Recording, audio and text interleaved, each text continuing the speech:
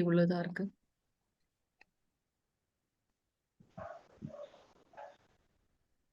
जय राधा माधव जय कुंज बिहारी, जय राधा माधव जय कुंज बिहारी, जय गोपी जन वल्लभा गिरिवरधारी,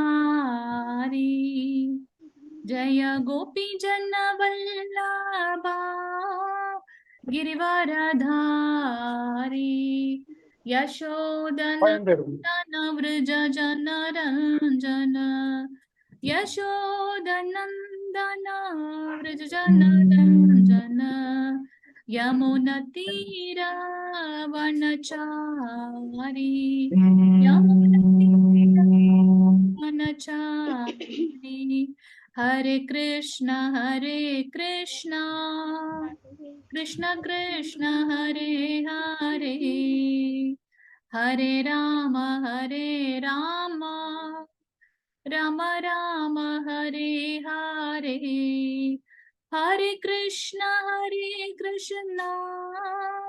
कृष्ण कृष्ण हरे हरे, हरे राम राम राम हरे हरे, हरे कृष्ण कृष्ण कृष्ण हरे हरे, हरे राम राम राम हरे हरे, हरे कृष्ण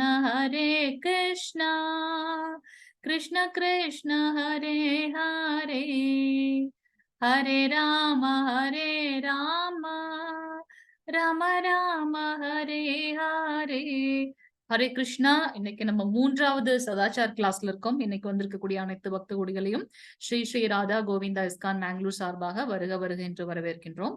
ஹரே கிருஷ்ணா. பிரணத்தி வாசிக்கிறீங்களா மாதாஜி? ஹரே கிருஷ்ணா. மாதாஜி பிரபுஜி யார் வாசி? மாதாஜி ஸ்கிரீன் தெரியல மாதாஜி. ஷேர் பண்றீங்க மாதாஜி? ஷேர் பண்றேன். ஹரே கிருஷ்ணா. தெரியுதுங்களா? இப்ப தெரியுதுங்களா ஸ்கிரீன்? ஹரே கிருஷ்ணா. ஹரி போல். தெரியலங்க மாதாஜி. தெரியலீங்களா?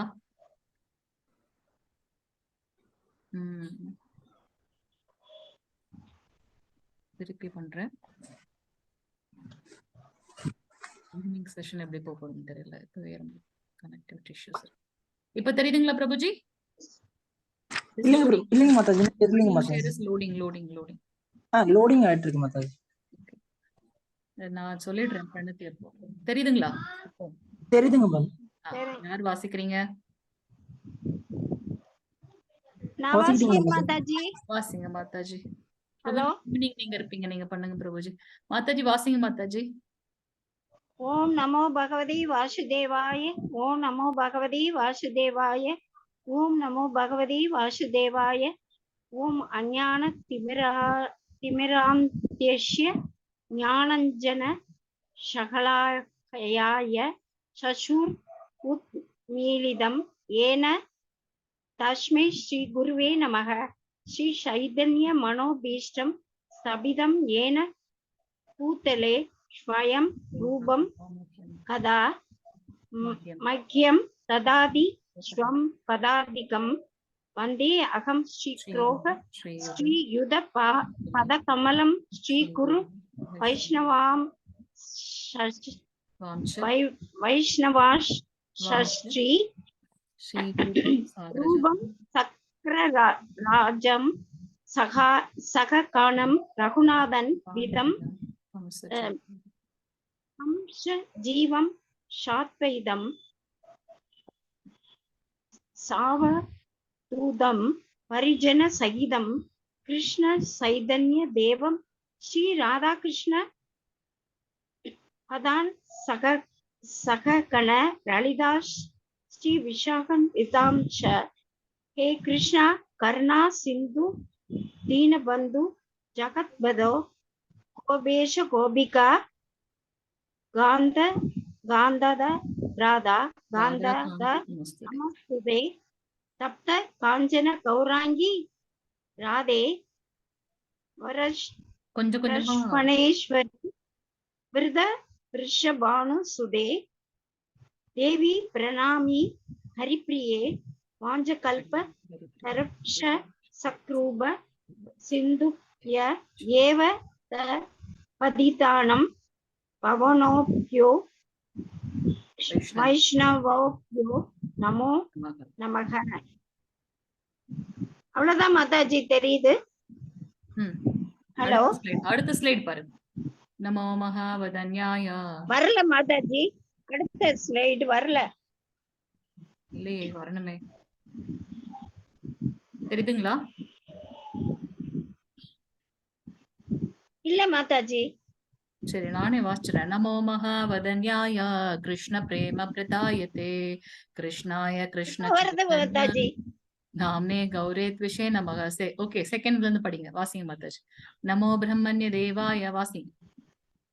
நமோ பகவந்தாய கிருஷ்ண பிரேம பிரத்யாயதே கிருஷ்ணாய கிருஷ்ண சைதன்ய நாமனே கௌரவிச்சேத நமக. நமோ பிரம்மண்ய தேவாய கோ பிரம்மண ஹிதாய ஷஜக்த ஹிதாய கிருஷ்ணாய கோவிந்தாய நமோ நமக. குருவே கௌர சந்திராய ராதிகாயே ததாலயே கிருஷ்ணாய கிருஷ்ண பக்தாய தத் பக்தாயே நமோ நமக.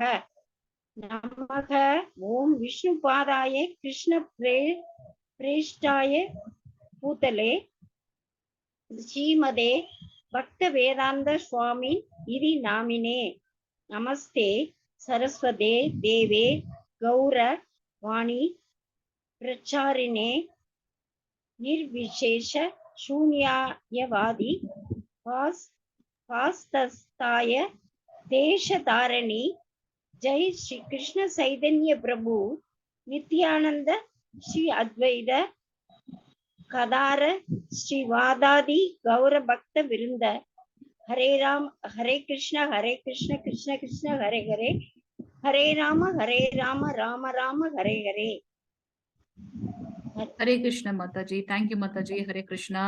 சோ நம்ம போன வாரம் வந்து வைஷ்ணவ கலாச்சாரத்துல இருந்து விட்டோம் இல்லையா? சோ நம்ம அதுல இருந்து ஸ்டார்ட் பண்ணலாம். ஐ திங்க் இந்த வைஷ்ணவ கலாச்சாரம் இந்த இது தெரியுதுன்னு நினைக்கிறேன். பிடிஎஃப் தெரியுதுங்களா? இப்ப நியமாகிரக தெரியுதுங்களா? தெரியுது மாதாஜி. ஓகே மாதாஜி. ஹரே கிருஷ்ண மாதாஜி. ஓகே, நம்ம இன்னைக்கு அட்லீஸ்ட் 2 லெசன் ஆச்சும் முடிக்கணும் இதுல. சோ நியமாகிரக அப்படின்னா என்ன அப்படின்னாக்கா 2 விஷயங்கள் இருக்கு. அந்த ஸ்பெல்லிங் பாத்தீங்கன்னா நெடில் அண்ட் குரில். ஆகிரகனா ஏற்றுக்கொள்ளக்கூடிய ஒன்று, அக்ரஹ அப்படின்னாக்கா ஏற்க தவறியது. சோ 2 விதமான இது என்னன்னு நம்ம பார்க்க போறோம். ஆகிரக என்ற சொல்லுக்கு ஏற்றுக்கொள்ளும் ஆர்வம் என்றும், அக்ரஹ என்றால் ஏற்றுக்கொள்ள தவறுதல் என்றும் பொருள். இந்த 2 வார்த்தைகளில் ஒன்றை நியம விதிகள் மற்றும் ஒழுங்குமுறைகள் என்ற வார்த்தையுடன் சேர்ப்பதன் மூலம் நியமாகிரக என்ற சொல் உருவாகின்றது. யம நியம அப்படின்னு 2 விஷயங்கள் பார்க்கின்றோம். யம அப்படின்னாக்கா எதையெல்லாம் செய்யக்கூடாதோ அதையெல்லாம் விட்டு விடுவது. நியம அப்படின்னா எதை ஃபாலோ பண்ணணுமோ அதெல்லாம் ஃபாலோ பண்றது. எக்ஸாம்பிள் பாத்தீங்கன்னா நம்மளுடைய 4 ரெகுலேட்டிவ் பிரின்சிபல்ஸ் அதெல்லாம் ஃபாலோ பண்ணணும், அது நியமம். அது மட்டும் இல்லாம நம்மளோட சாண்டிங் 16 ரவுண்ட்ஸ் பண்ணணும், மங்களார்த்தி அட்டன் பண்றோம், எதெல்லாம் நம்ம பண்ணணுமோ அது வந்து நியமம்னு பாக்குறோம். சோ நியமாகிரக சோ 2 இதை வந்து நம்ம இங்க வந்து பார்க்கலாம். இது எங்க இருந்து நம்ம கேட்டிருக்கோம்னா நெக்டர் ஆஃப் இன்ஸ்ட்ரக்ஷன் உபதேசாமிருதம் அதுல வந்து நமக்கு கொடுக்கப்பட்டிருக்குது. அதுல இருந்து நம்ம பார்க்கலாம். வெறுமனே கண்மூடித்தனமாக பின்பற்றுகிறது. நியமாகிரக என்றால் விதிகள் மற்றும் ஒழுங்குமுறைகள் ஏற்காமலே இருப்பது. நியமாகிரக என்பதன் மற்றொரு அர்த்தம் விதிகள் மற்றும் ஒழுங்குமுறைகளை கண்மூடித்தனமாக பின்பற்றுவதாகும். ஆனால் அவர் என்ன செய்கிறார் என்று அவருக்கே தெரிவதில்லை. எல்லோரும் இதை செய்கிறார்கள், அதனால் அவர் ஏன் செய்கிறார் என்று அவருக்கும் புரிவதில்லை. அதை அப்படியே நம்ம ஃபாலோ பண்றது. நம்ம ஒரு விஷயத்துக்கும் வந்து ரேஷனலைஸோட அந்த ஒர்க்கை வந்து நம்ம பண்ணணும். எந்த ஆக்டிவிட்டிஸ் நம்ம பண்றதாக இருந்தாலும் அதை வந்து நம்ம இங்க பாக்குறோம். எதையும் கண்மூடித்தனமாக நம்ம அப்படியே பின்பற்றாமல் அதை அலசி ஆராய்ந்து கேள்விகள் கேட்டு உண்மையான ஒரு அர்த்தத்தோட பொருளோட நம்ம வந்து அதை செய்யணும்னு பாக்குறோம். வெறுமனே நான் ஒழுங்குமுறை கொள்கையுடன் நிரம்பி இருக்கின்றேன். நியமாகிரக என்றால் ஒழுங்குமுறை கொள்கையான நியம ஆகிரகத்தை ஏற்காமல் இருப்பது. அக்ரகம் என்றால் ஏற்காதது. நியமா கிரக என்றால் நான் ஒழுங்குமுறை கொள்கையுடன் நிரம்பி இருக்கின்றேன், ஆனால் நான் முன்னேறுகிறேனா என்று தெரியவில்லை. இதெல்லாம் வந்து அவரோட அவங்க உரையாடல்கள்ல இருந்து எடுக்கப்பட்ட விஷயங்களை தான் நம்ம இங்க பாக்குறோம்.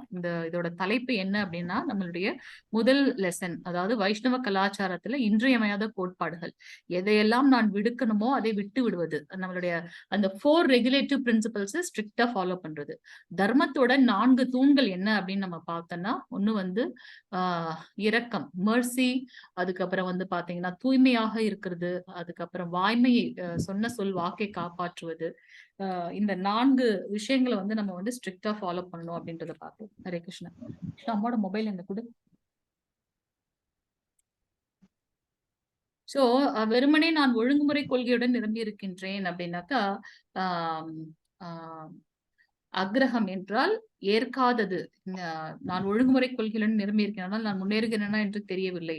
எப்படி நம்ம வந்து ஸ்பிரிச்சுவல் லைஃப்ல வந்து ப்ராக்ரஸ் ஆகும் அப்படின்றத வந்து நம்ம இங்க வந்து நல்ல அசோசியேஷன் ஏபிசிடியை ஃபாலோ பண்றது மூலமா நமக்கு தெரியும்.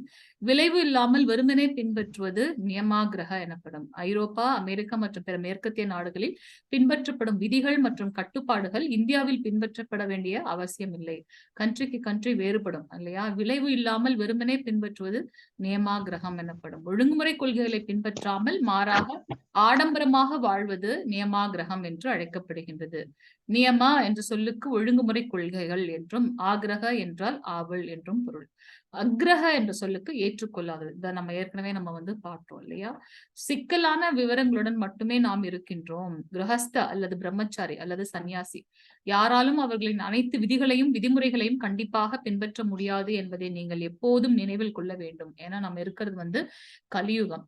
நமக்கு வந்து 4 வர்ணங்கள், 4 ஆசிரமம் பார்த்திருக்கோம். என்ன இந்த 4 ஆசிரமம்? பிரம்மச்சரியம், கிரகஸ்த வாழ்க்கை, வானப்பிரஸ்தம் அண்ட் சன்னியாசி. சோ இதுல வந்து விதிமுறைகளை வந்து ஸ்ட்ரிக்டா ஃபாலோ பண்றது கொஞ்சம் கடினமே. கலியுகத்தில் அது சாத்தியமில்லை. எனவே நான் உங்கள் மீது தவறுகளை கண்டால், நீங்கள் என் மீது தவறு கண்டால் அது கோஷ்டியாக இருக்கும். மேலும் எங்கள் உண்மையான வணிகம் தடைபடும். எனவே சைத்தன்ய மகாபிரபு ஹரிநாம ஹரே கிருஷ்ண மந்திரத்தை உச்சரிக்க வேண்டும் என்று பரிந்துரைத்துள்ளார். கலியுகத்துல நம்ம எப்ப வேணாலும் இதை வந்து பிழன்று விடலாம். நம்ம வந்து நினைச்சுக்க முடியாது எப்பவுமே நான் வந்து பக்தியில வந்து உயர்ந்து இருக்கின்றேன்னு. கலி வந்து ரொம்ப மாயா வந்து ரொம்ப ஸ்ட்ராங். எப்ப வேணா நம்ம வந்து அதுல இருந்து வீழ்ந்து விட முடியும். அதனாலதான் நம்ம வந்து ஸ்ட்ரிக்டா ஹரே கிருஷ்ண மகாமந்திரத்தை உச்சரிக்க வேண்டும். 16 ரவுண்ட்ஸ் கண்டிப்பா பண்ணி ஆகணும் நம்மளுடைய வைஷ்ணவ கலாச்சாரத்துல. இது அனைவருக்கும் பொதுவானது. கிரகஸ்த, வானப்பிரஸ்த அல்ல சன்னியாசி அவர்கள் எப்போதும் ஹரே கிருஷ்ண மந்திரத்தை உச்சரிக்க வேண்டும். பின்னர் எல்லாம் சரியாகிவிடும். இல்லையெனில் முன்னேறுவது சாத்தியமே இல்லை. விவரங்களுடன் மட்டுமே நாம் சிக்கலாக இருப்போம். இது நியமா கிரக எனப்படுகின்றது. சோ இங்க வந்து பிரபுபாத் என்ன நமக்கு சொல்றாருன்னா, இந்த 4 ஆசிரமத்துல எப்ப வேணா நம்ம வந்து வீழ்ச்சி அடைவதற்குண்டான செயல்கள் இருக்கு. அதனால நம்ம வந்து எப்பவுமே ஹரே கிருஷ்ண மகாமந்திரத்தை ஜபம் செய்யணும் அப்படின்றத சொல்றாரு. இப்ப நம்ம பாக்குறது வந்து வைஷ்ணவர்கள் வந்து எப்படி இருப்பாங்க, அவங்களுடைய கோட்பாடு என்னவாக இருக்கும் அப்படின்றத நம்ம பார்க்கிறோம். நான் பழமையவாதியாக மாறினால் நீங்கள் யாரும் என்னிடம் வரமாட்டீர்கள். நம்மளோட கௌடியதுல இருந்து தான் நம்ம வந்திருக்கோம்னு நம்ம பாக்குறோம். சோ கௌடிய ஸ்ரீல பிரபுபாதருடைய குரு வந்து பாத்தீங்கன்னா பக்தி சித்தாந்த சரஸ்வதி சுவாமிகள். அவர் வந்து அந்த கௌடிய மட்டத்துல இருந்து வந்தவர் தான். சோ அவர்கிட்ட தான் வந்து பிரபுபாத் வந்து தீட்சை வாங்குறாரு. சோ அங்கெல்லாம் வந்து பாத்தீங்கன்னா 64 ரவுண்ட்ஸ் பண்ணியே ஆகணும். வைஷ்ணவர்கள் வந்து 64 ரவுண்ட்ஸ். அது போல அவங்களுக்கு வந்து ரொம்ப ஆர்த்தடாக்ஸ் ஸ்ட்ரிக்டா ஃபாலோ பண்ணுவாங்க. அதே நம்ம மேலைநாட்டு கலாச்சாரத்துல சொன்னா கொஞ்சம் கஷ்டமாக இருக்கும் அவங்களுக்கு ஃபாலோ பண்றது. அதனாலதான் பிரபுபாத் வந்து கொஞ்சம் அந்த ரூல்ஸ் அண்ட் ரெகுலேஷன்ஸ் எல்லாம் கொஞ்சம் ரிலாக்ஸ் பண்ணி எது பிராக்டிக்கலா இருக்க முடியுமோ அதை வந்து பண்ணியிருக்காருன்றதை நம்ம பார்க்கலாம். எப்படி அப்படின்னாக்கா இவங்க வந்து அந்த ஊருக்கு ஏற்ற மாதிரி ட்ரெஸ் வந்து மாற்றிக்கொள்வார்கள். நம்மளோட அந்த வைஷ்ணவத்துல பாத்தீங்கன்னா ஏக வஸ்திரம் சொல்லுவாங்க. ஒரே ஒரு வஸ்திரம் தான் வச்சிருப்பாங்க. ஆனா அதோட நம்ம வந்து அந்த வெஸ்டர்ன் கண்ட்ரீஸ்ல இருக்க முடியுமா? எவ்வளவு குளிர் இல்லையா அங்க. சோ அதுக்கு ஏற்ற மாதிரி நம்மளோட இதை வந்து கொஞ்சம் தளர்த்தி கொள்ள வேண்டும். சோ பழமைவாதியாக பிரபுபாத் இருந்தாருன்னா அவர்கிட்ட யாருமே போக மாட்டாங்க. அவர் கொஞ்சம் மாடிஃபை பண்ணி மத்த மியூசிக்கல் இதெல்லாம் வந்து இன்ஸ்ட்ருமெண்ட்ஸ் எல்லாம் அலோ பண்ணி 64 ரவுண்ட்ஸ் 16 ரவுண்ட்ஸா மாத்தி எந்த ஒரு நீங்க 4 ரெகுலேட்டிவ் பிரின்சிபலை ஃபாலோ பண்ணா போதும், நீ பக்தன் அப்படின்னு எல்லாருக்குமே வந்து ஒரு பெரிய அந்த வரப்பிரசாதத்தை கொடுத்திருக்காரு. இல்லைன்னா படிச்சவங்க அந்த இருமைகள்லாம் வந்து நிறைய இருக்கும். ஆனா அதெல்லாம் பிரபுபாத் வந்து பார்க்கல இல்லையா. சோ இங்க வந்து என்ன சொல்றாருன்னா ஒரு எடுத்துக்காட்டோட சொல்றாரு. அந்த கவிஞர் ஆலன் கின்ஸ்பர்க் கூறினார், சுவாமிஜி நீங்கள் மிகவும் பழமைவாதி இல்லை, நான் மிகவும் தாராளவாதி. அவர் வந்து கேட்கிறார், நீங்க பழமைவாதி இல்லையா அப்படின்னுட்டு. அதுக்கு அவர் சொல்றார், இல்ல இல்ல நான் மிகவும் தாராளவாதி, உனக்கு தெரியாது. நான் பழமைவாதியாக மாறினால் நீங்கள் யாரும் என்னிடம் வரமாட்டீர்கள். ஒரு பிரம்மச்சாரி ஒரு இளம் பெண்ணை கூட பார்க்க முடியாது என்பது கண்டிப்பாக தடை செய்யப்பட்டுள்ளது. நம்ம யாரும் வந்து சைத்தன்ய மகாபிரபு நம்ம பார்த்தோம். ரொம்ப தூரத்துல இருந்து தான் வந்து அவங்க பார்ப்பாங்க. இந்த மாதாஜிஸோட நிழல் கூட படக்கூடாதுன்னு. ஆனா இவர் அதெல்லாம் வந்து அவ்வளவு ஸ்ட்ரிக்ட் எல்லாம் பண்ணல பிரபுபாத். ஆனால் என்ன செய்ய முடியும்? மேற்கத்திய நாடுகளில் சிறுவர் சிறுமியர் மிகவும் சுதந்திரமாக கலந்து கொள்கின்றனர்.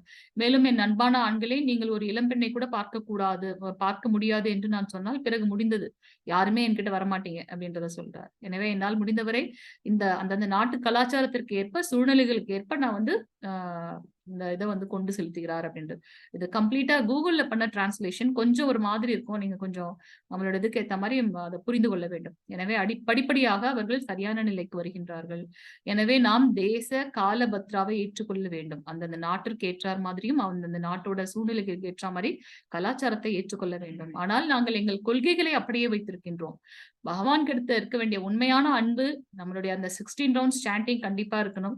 எல்லாரும் வந்து நமக்கு தெரிந்த அந்த ஞானத்தை வந்து மற்றவர்களுக்கு சொல்லணும். பாகவதம் கிளாஸ் வந்து கண்டிப்பா நடக்கணும். அந்த சூரியன் உதயமாவதுக்கு ஒரு 1/2 an hour முன்னாடி வந்து நம்ம வந்து மங்களார்த்தி பண்ணணும். உங்களோட எந்த கண்ட்ரியா இருக்கட்டும். அங்க வந்து 8 மணிக்கு சூரியன் வருதுன்னா 7:30 மணிக்கு நீங்க மங்களார்த்தி பண்ணணும். இது வந்து அவர் நமக்கு கொடுத்திருக்க இது. சோ அந்த கொள்கைகள் வந்து அப்படியே தான் இருக்கின்றது. எல்லாரையும் தன் மனைவியை தவிர்த்து மற்றவங்க எல்லாரையுமே வந்து ஒரு தாயாக பாவிக்கணும். அதனாலதான் நம்ம மாதாஜி பிரபுஜி நம்ம சொல்றோம் இல்லையா? அது போல எல்லார்கிட்டையும் வந்து ரொம்ப கண்ணியமாக நடத்துக்கணும். அவர் கேட்பார், யாரு பக்தன் அப்படின்னு கேட்கும்போது பிரபுபா சொல்லுவார், ஜென்டில்மேன். அவர் தான் வந்து அது பாத்தீங்கன்னா இஸ்கானோட சிறந்த பக்தன் அப்படின்னு. ரொம்ப ஜென்டிலா இருந்துக்கணும் அப்படின்னு. ஆனால் சூழ்நிலைக்கு ஏற்ப நம்மளோட இது வந்து மாறுபடுகின்றது அப்படின்றத சொல்றார். பிரசங்க வேலையில் இணைந்திருக்கின்றேன். நான் ஒரு இந்திய சன்னியாசி போல உங்கள் நாட்டிற்கு வந்துள்ளேன். உங்கள் விதிகள் மற்றும் ஒழுங்குமுறைகளில் இருந்து வேறுபட்ட பல விதிகள் மற்றும் கட்டுப்பாடுகள் இந்தியாவில் உள்ளன. ஆனால் நான் பின்பற்றினால் இந்திய கருத்தாக்கத்தின் விதிகள் மற்றும் கட்டுப்பாடுகளை நான் கடைபிடித்தால் இங்கே இருக்க முடியாது. அங்க இருக்க மாதிரி இங்க வந்து இருக்க முடியாது. பிரபுபாதர் வந்து ஸ்டார்டிங்ல வந்து பாத்தீங்கன்னா ஒரு பக்தர்களோட வீட்டுல வந்து தங்கியிருக்காரு. அவங்க வந்து பாத்தீங்கன்னா நான்வெஜ் மேல வச்சிருப்பாங்க. ஆனா பிரபுபாதுக்கு உண்டான ஐட்டம்ஸ் வந்து அதே ஃப்ரிட்ஜ்லயே வந்து கீழே வச்சிருப்பாங்க. வேற வழியில அவர் அங்க தங்கிதான் ஆகணும் போது அவங்க அட்ஜஸ்ட் பண்ணி தான் இருந்தாங்க. அப்புறம் கொஞ்சம் கொஞ்சமா வந்து எல்லாமே வந்து மாறுச்சு அப்படின்றத நம்ம பார்க்கலாம். ஆனால் நான் இந்த கிருஷ்ண உணர்வை பிரச்சாரம் பணியை செய்ய வேண்டும். எனவே நான் விதிகள் மற்றும் ஒழுங்குமுறைகளில் அவ்வளவு பற்றுக்கொள்ளவில்லை. என்னோட நோக்கம் என்ன? கிருஷ்ண பக்தி இயக்கத்தை எல்லாருக்கும் கொடுக்கணும். விதிகள் ஒழுங்குமுறைகளை நல்லா ஃபுல்லா எஸ்டாப்ளிஷ் ஆனதுக்கு அப்புறமா பாத்துக்கலாம் அப்படின்னு அவர் பாக்குறாரு. ஆனா இப்ப பாத்தீங்கன்னா அவர்கள் எவ்வளவு ஸ்ட்ரிக்டா ஃபாலோ பண்றாங்களோ அதை கூட நம்ம இந்தியாவில இருக்கவங்க வந்து நம்ம ஃபாலோ பண்ண முடியாது. அந்த அளவுக்கு அவங்க வந்து ஸ்ட்ரிக்டா 4 மணினா 4 மணி 3:30க்கு அவங்களோட இது ஸ்டார்ட் ஆகும் அப்படின்னாக்கா 3:30க்கு எல்லாம் குளிச்சு முடிச்சுட்டு அவங்க வந்து பகவான் முன்னாடி அபிஷேகம் பண்ணி அவருக்கு என்ன காலையிலேயே அவங்க பிரசாதம் கொடுக்கறதெல்லாம் கொடுத்து முடிச்சிருவாங்க. 4 மணிக்கு ஷார்ப்பா ஆர்த்தி ஸ்டார்ட் ஆயிடும், மங்களார்த்தி. அவங்க அவ்வளவு ஸ்ட்ரிக்டா ஃபாலோ பண்ணுவாங்க. அதே மாதிரி ஏகாதசி அப்போ நிர்ஜல ஏகாதசி கம்ப்ளீட்டா இருக்கிறது. எனவே தண்ணி கூட குடிக்க மாட்டாங்க. நம்ம தான் வந்து நிறைய பிளக்சுவேட்ல இருக்கோம். சோ இந்த ஃபாரினர்ஸ் பாத்தீங்கன்னா அவ்வளவு ஸ்ட்ரிக்டா ஃபாலோ பண்ணுவாங்க. எனவே இந்த நியமாகிரகம் கிருஷ்ண உணர்வுக்கு எதிரானது. மற்றும் நியமாகிரக நீங்கள் மிகவும் வசதியான நிலையில் இருக்கும்போது நீங்கள் விதிகள் மற்றும் ஒழுங்குமுறைகளை கடைபிடிக்கவில்லை என்றால் அதுவும் கிருஷ்ண உணர்வுக்கு எதிரானது. முடிந்த வரைக்கும் நமக்கு கொடுக்கப்பட்ட விதிகளை வந்து நம்ம ஃபாலோ பண்ணணும். என்ன நமக்கு வந்து கொடுக்கப்பட்டிருக்கு? 16 ரவுண்ட்ஸ் சாண்டிங், அதிகாலையில இருந்துருச்சு நம்ம வந்து மங்களார்த்தி பார்க்கறது, எவ்வளவு நம்மளால முடியுமோ அந்த இதை வந்து கொஞ்சம் கொஞ்சமா வந்து இன்க்ரீஸ் பண்ணிட்டே போகணுன்றதை பார்க்கலாம். வைஷ்ணவ பண்பாட்டின் பயன்பாட்டுக்கு பொருத்தமான அணுகுமுறை என்ன அப்படின்னா, ததாபி பக்த ஸ்வபாவ மரியாத ரக்ஷண மரியாத பாலன அய சாதூர பூஷண. வைஷ்ணவ நெறிமுறைகளை கடைபிடிப்பதும் பாதுகாப்பதும் ஒரு பக்தரின் பண்பு. வைஷ்ணவ ஆச்சாரியத்தை பேணுவது ஒரு பக்தனுக்கு ஆபரணம். இது வந்து ரொம்ப ஸ்ட்ரிக்டா வந்து நம்ம ஃபாலோ பண்ணணும். வைஷ்ணவன் நம்ம சொல்லிக்கணும்னா அதுக்கு வந்து நம்மளுடைய நெறிமுறைகளை நம்ம வந்து கரெக்டா கடைபிடிக்கணும். நம்ம ஒரு உதாரணமாக இருக்கணும். நம்ம கடைபிடிக்கணும், அதை பாதுகாக்கணும். அதுதான் வந்து ஒரு பக்தனோட குவாலிட்டி, பேசிக் குவாலிட்டி, கேரக்டர். வைஷ்ணவ ஆச்சாரத்தை பேணுவது நமக்கு வந்து பக்தனுக்கு உண்டான ஆபரணம். என்ன அது வைஷ்ணவ ஆச்சாரம்?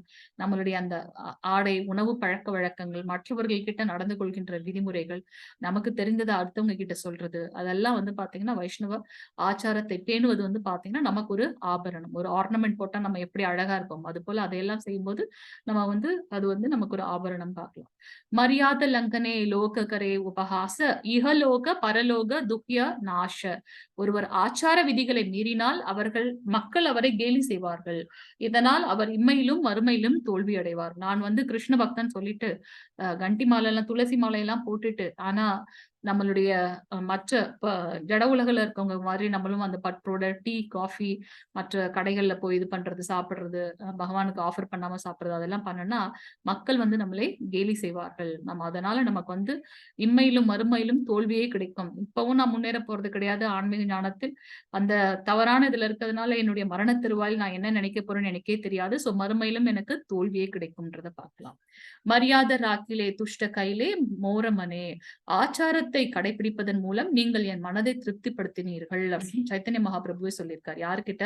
ஸ்ரீல சனாதன கோஸ்வாமியிடம். நம்ம இப்ப அந்த கோஸ்வாமிகளோட கதைகள்லாம் நம்ம படிப்போம். அவங்க எவ்வளவு ஸ்ட்ரிக்டா இருந்தாங்க அப்படின்றத நம்ம பார்க்கலாம். ஒரே இடத்துல இருக்கவே மாட்டாங்களாம். இன்னைக்கு ஒரு மரத்துக்கு அடியில இருக்காங்க அப்படின்னாக்கா நாளைக்கு ஒரு மரத்துக்கு அடியில இருப்பாங்க. ஏன்னா அதுல கூட நமக்கு பற்று வந்துடும் அப்படின்ற ஒரு இது இருக்கு. அவங்க பக்தர்கள் அந்த பக்தியை பார்த்துட்டு பகவான் வந்து அவ்வளவு திருப்தியானார் அப்படின்றத பார்க்கலாம்.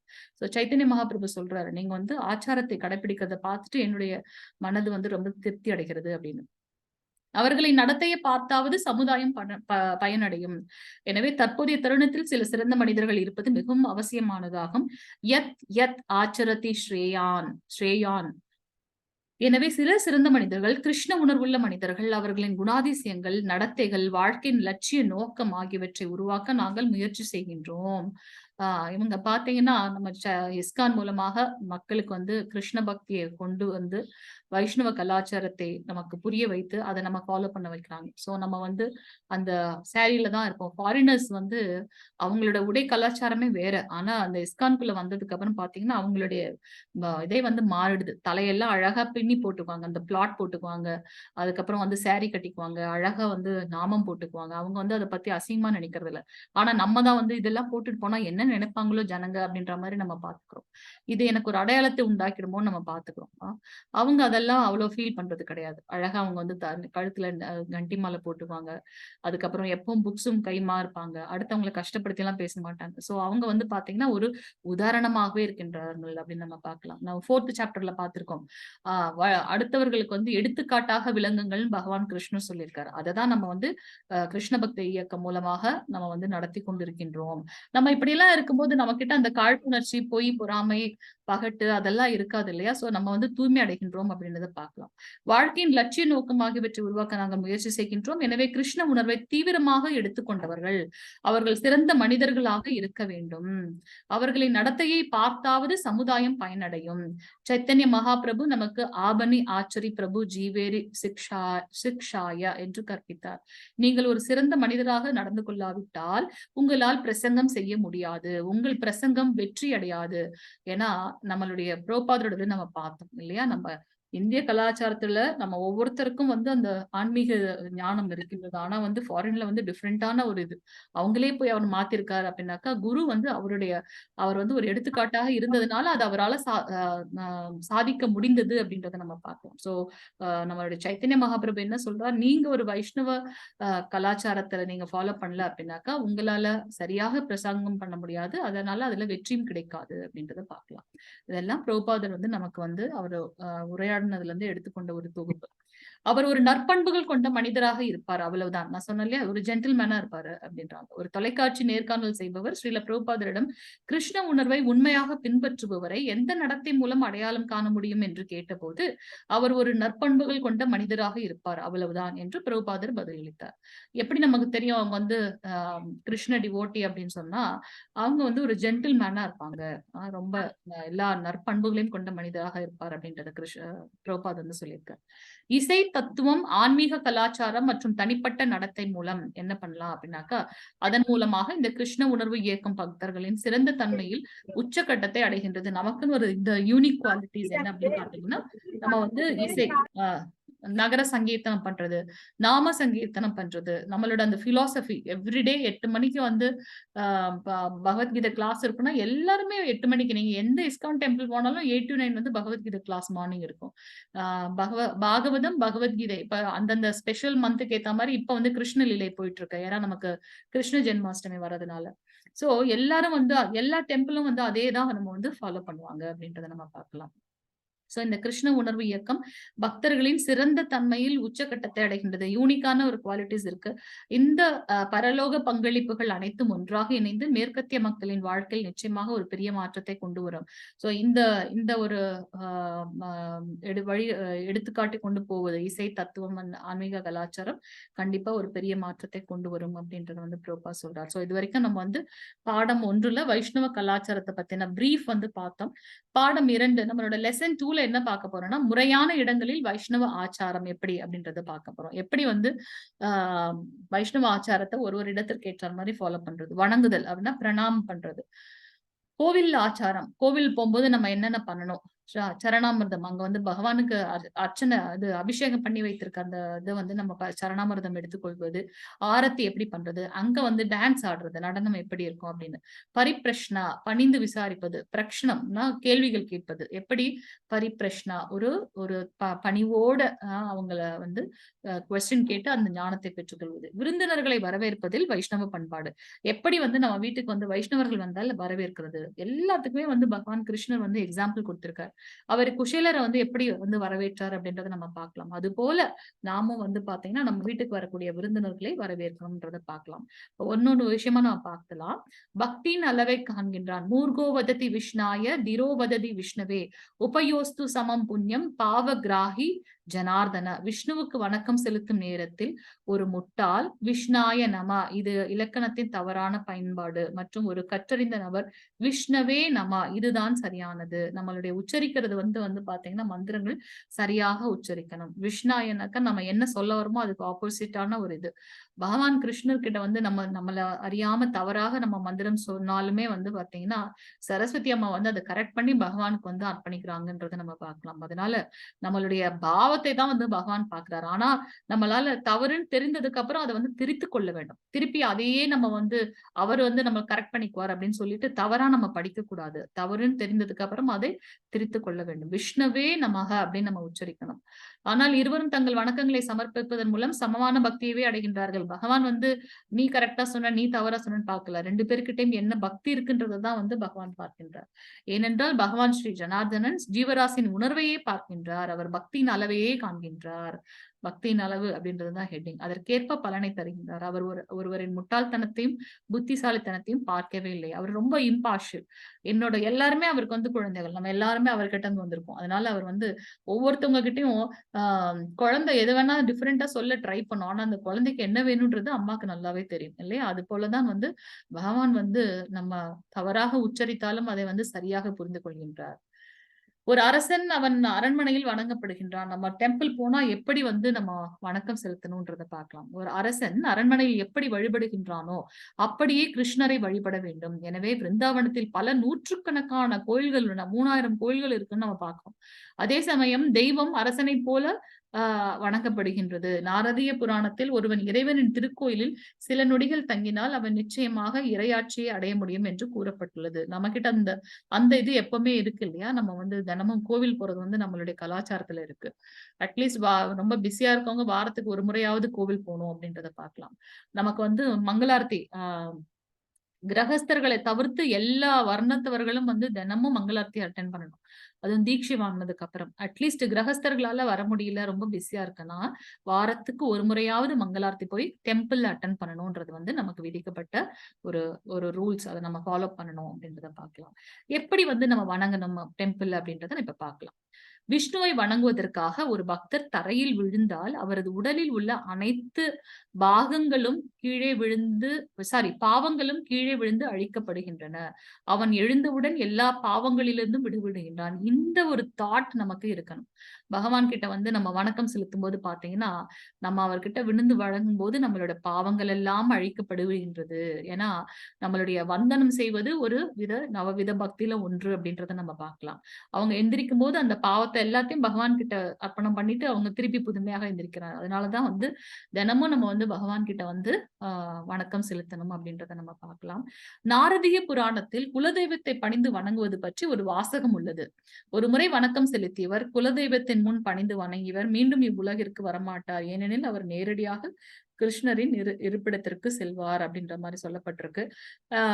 இதுல வந்து பாத்தீங்கன்னா 2 விதமான வணக்கங்கள் இருக்கு. என்ன அப்படின்னு பாத்தீங்கன்னா அஷ்டாங்க பிரணாம, இன்னொன்னு வந்து பாத்தீங்கன்னா தண்டவத் பிரணாம அப்படின்றத நம்ம பார்க்கலாம். அதோட இன்னொரு வணக்கம் என்ன அப்படின்னு பாத்தீங்கன்னா பஞ்சாங்க பிரணாம. ஹரே கிருஷ்ணா. ஸ்கிரீன் தெரியுதுங்களா பிரபுஜி? ஹரே கிருஷ்ணா. தெரியுதுங்க மாதாஜி. ஓகே. அஷ்டாங்க தெரியுது பிரணாம. மாதாஜி. ஹரே கிருஷ்ண மாதாஜி. அஷ்டாங்க பிரணாமா அல்லது தண்டவத் பிரணாமா, நம்ம பாத்தீங்கன்னா பிரபுஜிங்க எல்லாரும் நம்ம வணக்கம் சொல்லும்போது தண்டவத் பிரணாம் பிரபுஜி, தண்டவத் பிரணாம் மாதாஜின்னு சொல்லுவாங்க. என்ன அப்படின்னாக்கா அப்படி சொல்லும்போது அவங்க வந்து அவங்க வைஷ்ணவர்களுக்கு வந்து அப்படி வணக்கம் செலுத்துகின்றார்கள் அப்படின்னு. இங்க பாத்தீங்கன்னா எப்படி பிரபுஜிஸ் எல்லாம் எப்படி வணக்கம் செலுத்துறாங்கன்னு பாருங்க. அவங்களோட கை, அவங்களோட கால், அவங்களுடைய முழங்கால், அவர்களுடைய மார்பு, தலை, கண்கள், மனம் மற்றும் வார்த்தைகள், அது ரொம்ப முக்கியம். நம்ம வந்து பகவான் கிட்ட கம்ப்ளீட்டா சரண்டர் ஆகும். நம்ம சும்மா அப்படியே விழுந்து கும்பிட்டுட்டு வர்றது கிடையாது. அந்த வணக்கம் செலுத்துதல கூட நம்ம பகவான் கூட கனெக்ட் ஆகும். எப்படி நம்மளுடைய மனம், வார்த்தைகள், நம்ம வந்து அந்த பிரணாம மந்திரத்தை உச்சரிப்போம். இப்ப நம்ம இந்த பிரணத்தை படிக்கிறோம் இல்லையா? நமோ பிரம்மண்ய தேவாய கோ பிரம்மண இதாய்ச்ச ஜெகத்திதாய கிருஷ்ணாய கோவிந்தாய நமோ நமக. நமக்கு என்ன மந்திரம் தெரியுமோ, ஒரு கோவிலுக்கும் வந்து ஒரு விக்கிரகத்துக்கும் வந்து ஒரு மந்திரம் இருக்கு. அதை நம்ம வந்து வாசிப்போம். சோ ஜெகநாதருக்குன்னு ஒரு மந்திரம் இருக்கு. அந்த மந்திரத்தை வந்து சொல்லுவோம். குரு கிட்ட போகும்போது ஒரு மந்திரம் இருக்கு. நமோ மகாவதன்யாய கிருஷ்ண பிரேம பிரதாயத்தே கிருஷ்ணாய கிருஷ்ணன் நமோ விஷ்ணு பாதாய கிருஷ்ண பிரஸ்தாய பூத்தலே ஸ்ரீமதி பக்தி வேதாந்த சுவாமினத்தி நாமினி, பிரபுபாதோட பிரணவ மந்திரம். சோ அது பிரபுபாது கிட்ட குரு கிட்ட வணங்கும் போது அந்த மந்திரம். சோ அந்த மந்திரங்களை வார்த்தைகள் மூலமாகவும் மந்திரங்கள் மூலமாகவும் நம்ம வந்து கம்ப்ளீட்டா பகவான் கிட்ட அந்த மனோபாவம் வந்து நமக்கு வேண்டும். சும்மா பிசிக்கலா போய் விழுந்து கும்புறது கிடையாது. அப்ப விழுந்து கும்பிடும் போது பிரபுக்கள் வந்து எப்படி விழுந்து கும்பிடணும்? அவங்க கை வந்து தரையில படணும், கால் ஃபுல்லா தரையில படணும், முழங்கால் தரையில படணும், மார்பு, தலை, கண்கள், மனம் மூலமாக பகவான் கிட்ட கம்ப்ளீட்டா நான் சரண்டர் ஆகுறேன்ற அந்த பாவம் வந்து இருக்கணும். மற்றும் அவர்களுடைய வார்த்தைகள், மந்திரங்கள். பஞ்சாங்க பிரணாம் அப்படின்னாக்கா இது மாதாஜிகளுக்கு உண்டான பிரணாம். பிரபுஜிஸ் மாதிரி மாதாஜிகள் வந்து நம்ம வணக்கம் செலுத்த முடியாது டெம்பிள்ல. அவங்களோட கைகள், முழங்கால், தலை, மனம் மற்றும் வார்த்தைகள், அது மட்டும்தான் வந்து பாத்தீங்கன்னா அந்த முட்டி போட்டு நம்ம வணக்கம் சொல்றோம் இல்லையா, அந்த மாதிரி வணக்கம் சொல்லணும். அது வந்து பஞ்சாங்க பிரணாம அப்படின்னு சொல்லி நம்ம பாக்குறோம். அதனாலதான் பிரபுஜி மாதாஜிஸ் வந்து எப்பவுமே மத்தவங்க கிட்ட சொல்லும் போது ஹரே கிருஷ்ணா பிரபுஜி மாதாஜி பஞ்சாங்க பிரணாம் சொல்றாங்க. பிரபுஜிஸ் வந்து சொல்லும் போது தண்டவத் பிரணாமில அஷ்டாங்க பிரணாம்னு சொல்லுவாங்க. வணக்கம் செலுத்தக்கூடிய அந்த முதிரை எப்படின்னு பாத்தீங்கன்னா பிரணாம முதிரை. நம்ம எப்பவும் சொல்றோம், நம்மளோட கலாச்சாரம் அது இல்லையா? சோ அந்த முதிரையை நம்ம வந்து ஃபாலோ பண்றோம். தண்ட என்ற சொல்லுக்கு தடி அல்லது கம்பம் என்று பொருள். நீங்க பார்த்திருப்பீங்க இல்லையா? அந்த பிரம்மச்சாரிகள் எல்லாமே ஒரு தண்டம் வச்சிருப்பாங்க கையில. அது போட்டா எப்படி தமால்னு கீழே விழுது, அது போல ஒரு தடி அல்லது கம்பம் நேராக விழுகிறது அல்லவா? அது போல ஒரு பக்தர் தனது மூத்த பக்தருக்கு வந்து உடலின் 8 அங்கங்களும், எத்தனை 8 அங்கங்களும் கொண்டு வணக்கம் செலுத்தும் போது அவர் தண்டவம் செய்கின்றார். தண்டவத் என்ற வார்த்தையின் அர்த்தம் உயர்ந்தவர் முன்னால் ஒரு கம்பு போல விழுவது அப்படின்றத நம்ம பார்க்கலாம். அஷ்டாங்க பிரணாம அப்படின்னாக்கா 8 அங்கங்கள். அததான் இப்ப நம்ம பார்த்தோம். அஷ்டாங்க பிரணாம அல்லது தண்டவத் பிரணாமம் ரெண்டும் ஒரே மாதிரியான ஒரே பெயர் தான். 8 அங்கங்கள் அஷ்டாங்க. அப்படின்னாக்கா 8, அங்கம்னாக்கா அந்த பாகங்கள், உடலோட பகுதிகள். தோர்பியாம் பாதப்பியாம் ஜானுப்பியாம் உரசா சிரசா துருஷா மனசா வசாச சேதி பிரணாமோ ஷ்டாங்க ஈரித்த. 2 கைகளாலும் 2 கால்களாலும் 2 முழங்கால்களாலும் மார்பு, தலை, கண்கள், மனம் மற்றும் வார்த்தைகளால் வணங்க வேண்டும். இது உடலின் 8 பாகங்களுடன் வணக்கம் செலுத்துதல் எனப்படுகின்றது. அடுத்து நம்ம பார்க்கலாம். இதெல்லாம் ஹரிபக்த விலாச அப்படின்ற அந்த புக்ல வந்து சொல்லப்பட்டிருக்கு. பஞ்சாங்க பிரணாம். பஞ்ச அப்படின்னாக்கா 5. என்னது 5? முழங்கால்கள் 2, கைகள் 2, தலை, மனம் மற்றும் வார்த்தைகள். அது வந்து மாதாஜிகளுக்கு சொல்லப்பட்டது.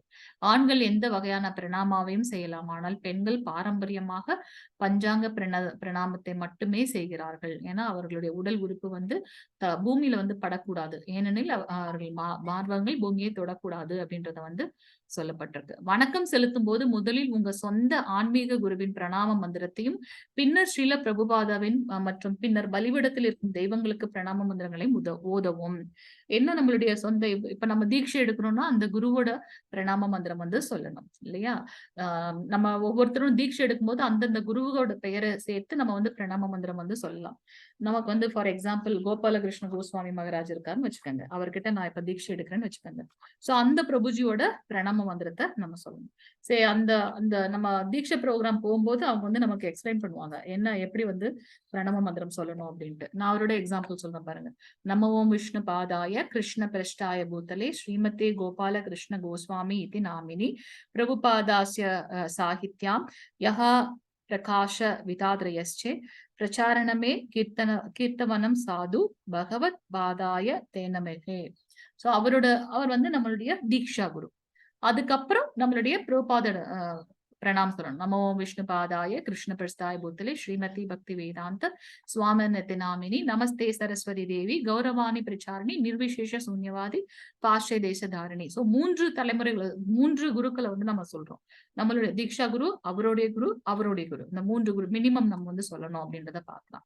சோ எப்ப நம்ம குருவுக்கு பிரணாம் செலுத்த போறோமோ அப்ப வந்து இந்த 3 குருக்கள் மூலமாக யாருமே வந்து பகவான் கிட்ட வந்து நேரடியா போக முடியாது இல்லையா? குருக்கள் மூலமாக தான் நம்ம போக முடியும்.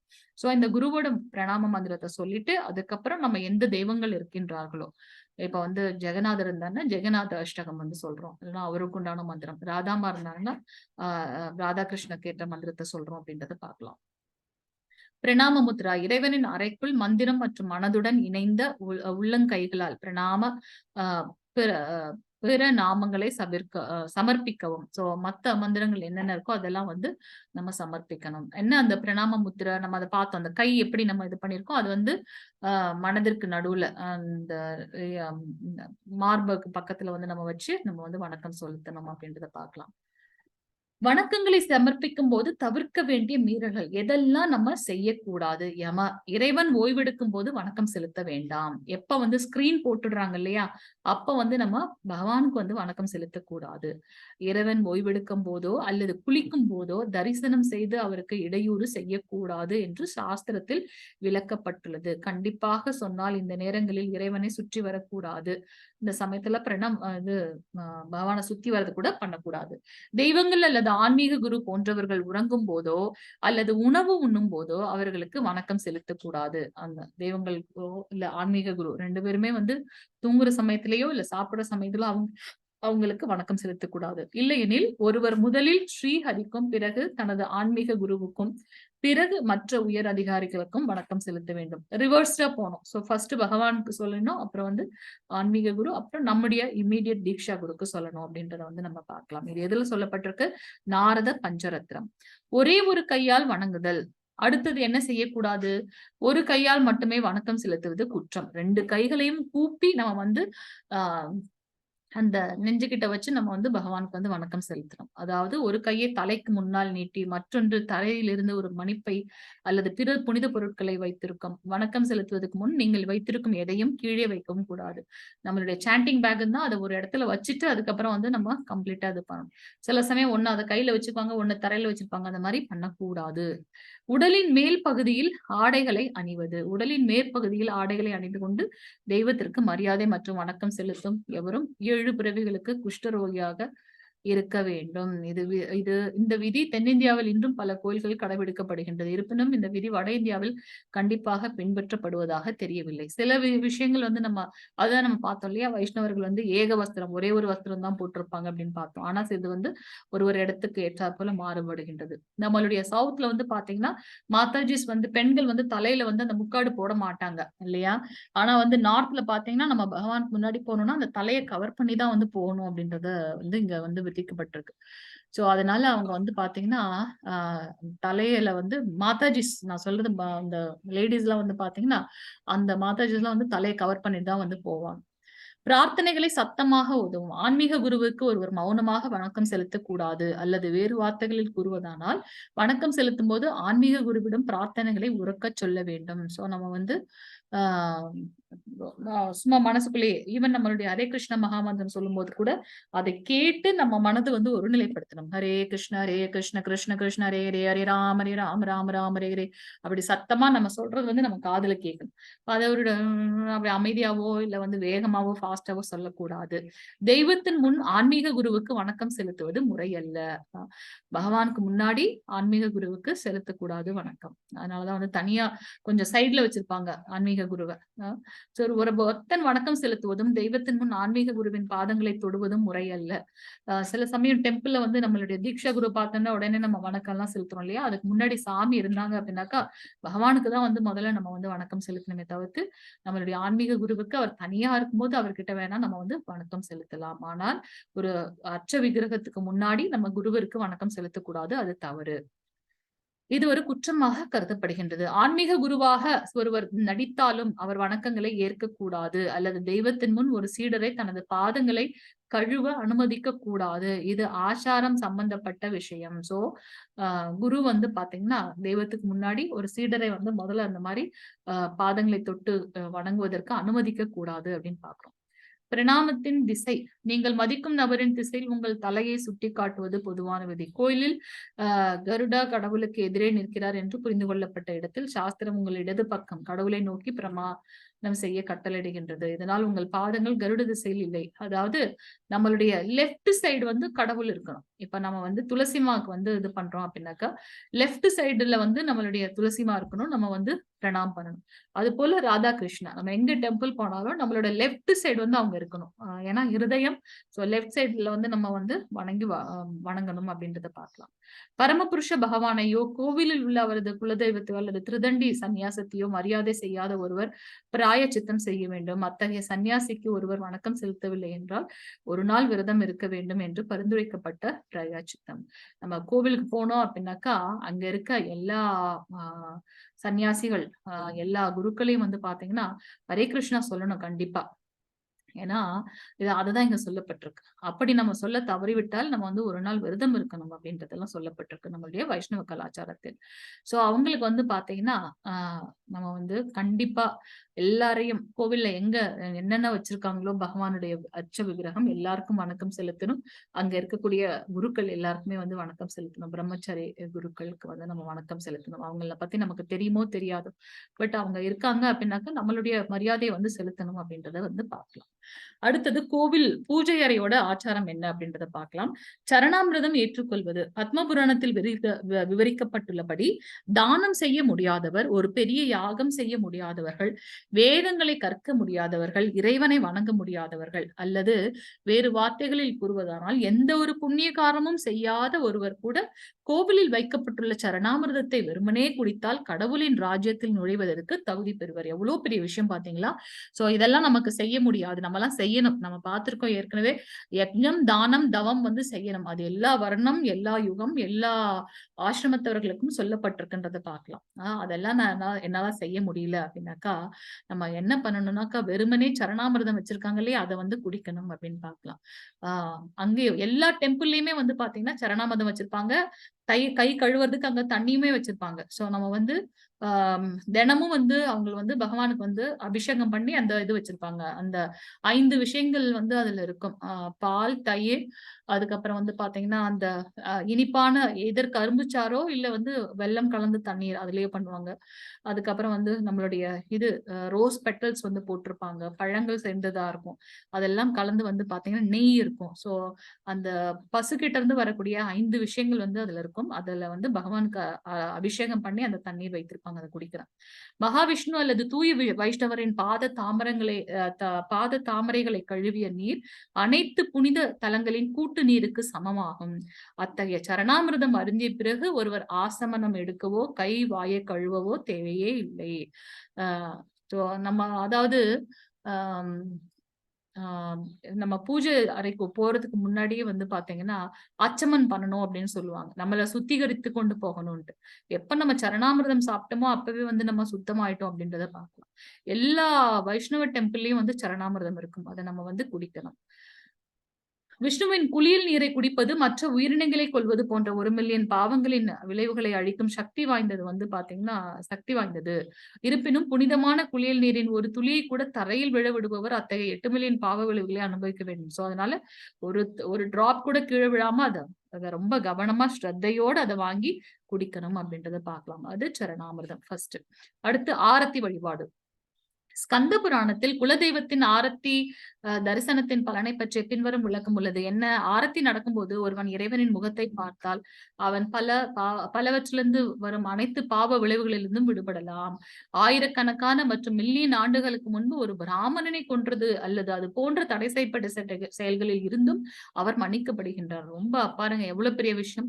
நமக்கு தினமும் 4:30 மணிக்கு ஆரத்தி இருக்கு. நம்ம முடிஞ்ச வரைக்கும் அதோட போட்டோ எடுத்து நம்ம குரூப்ல போடுறோம். சோ ஆரத்தி பண்ணும்போது பகவானுடைய தரிசனம் எடுக்கிறது பாத்தீங்கன்னா பல பாவங்கள்ல இருந்து நம்மளை விடுவிக்கின்றது அப்படின்றத பார்க்கலாம்.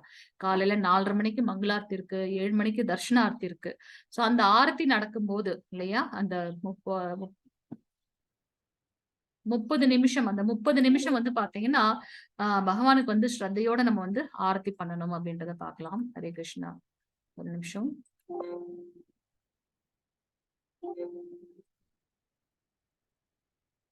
ஹரே கிருஷ்ணா.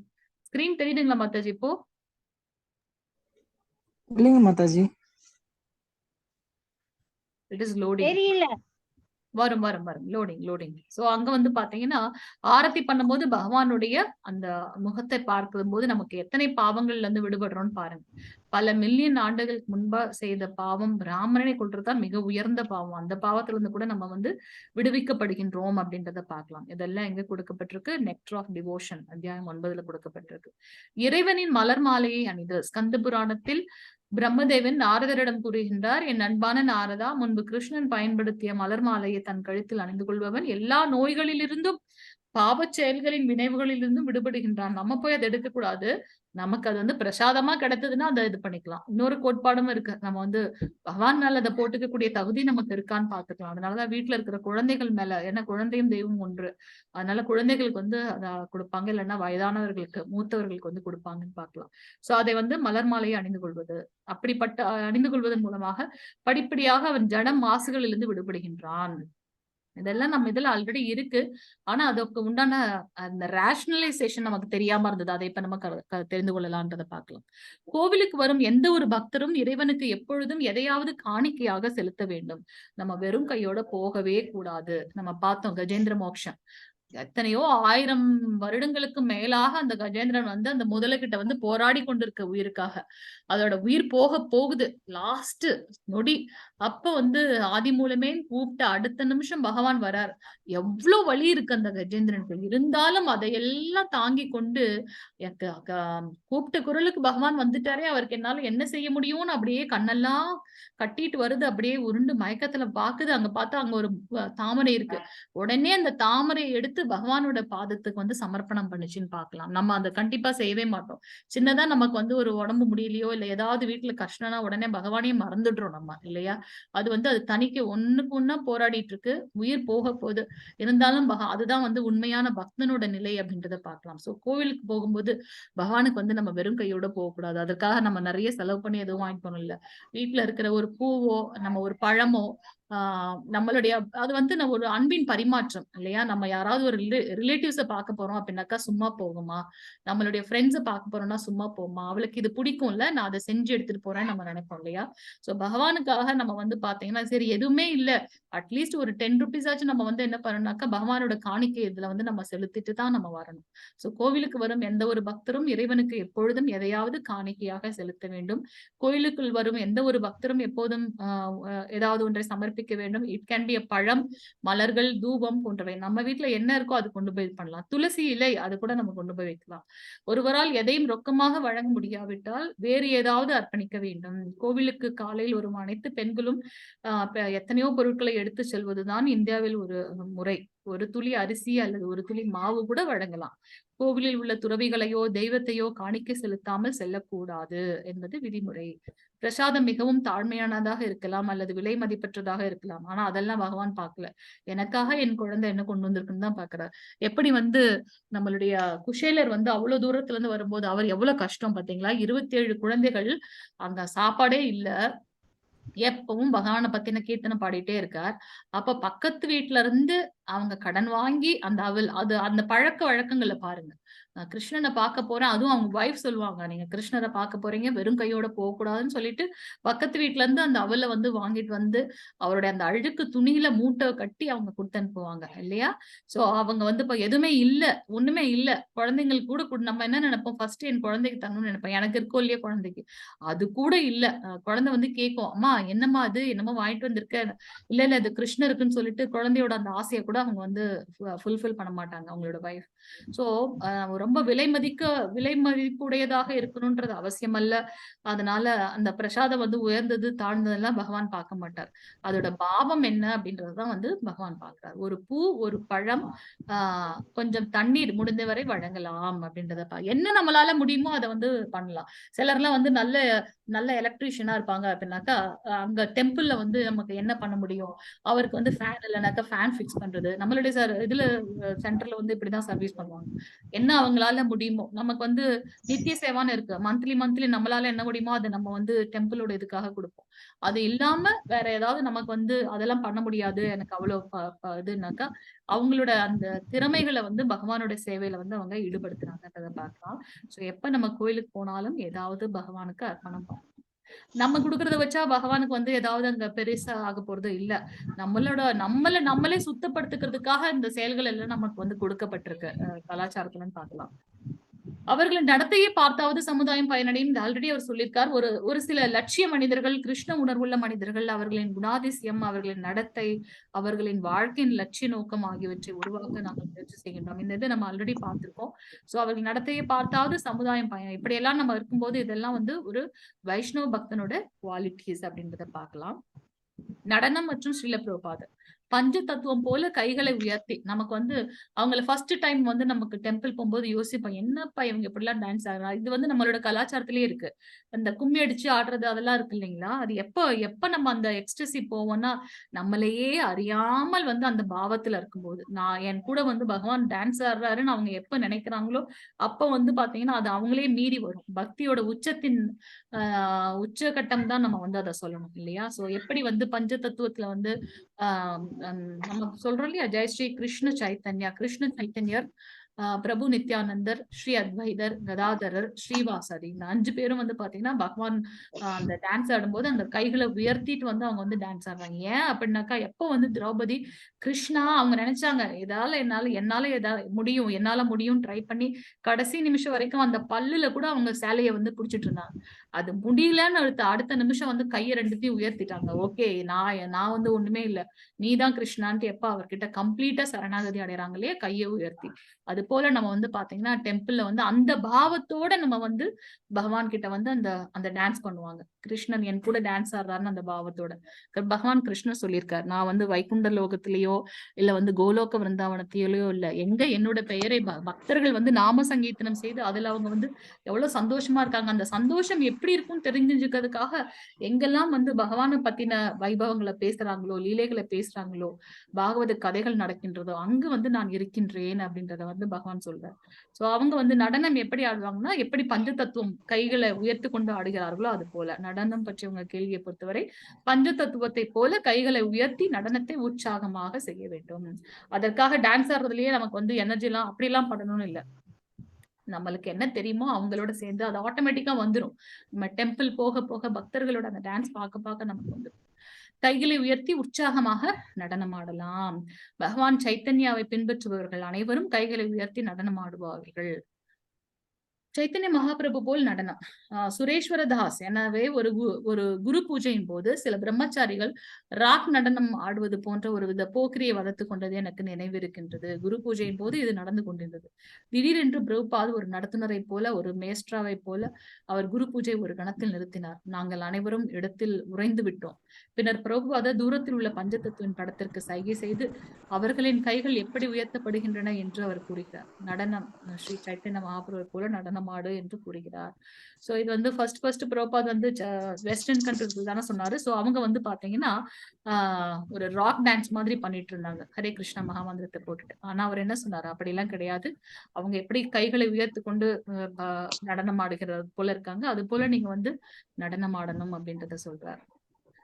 ஆமாம், கண்டிப்பாக நடனம் ஆடணும். இது மிகவும் நன்ற. நானும் பிரம்மானந்தனும் கீர்த்தனையில் நடனம் ஆடும்போது ஒருவரை ஒருவர் பார்த்து கொண்டோம். ஒரு வார்த்தையும் பேசாமல் நாங்கள் ஸ்ரீ ஸ்ரீ ருக்மணி துவாரகாதாசியை நோக்கி செல்ல ஆரம்பித்தோம். சுமார் 10 அடி முன்னோக்கி நகர்ந்தோம்.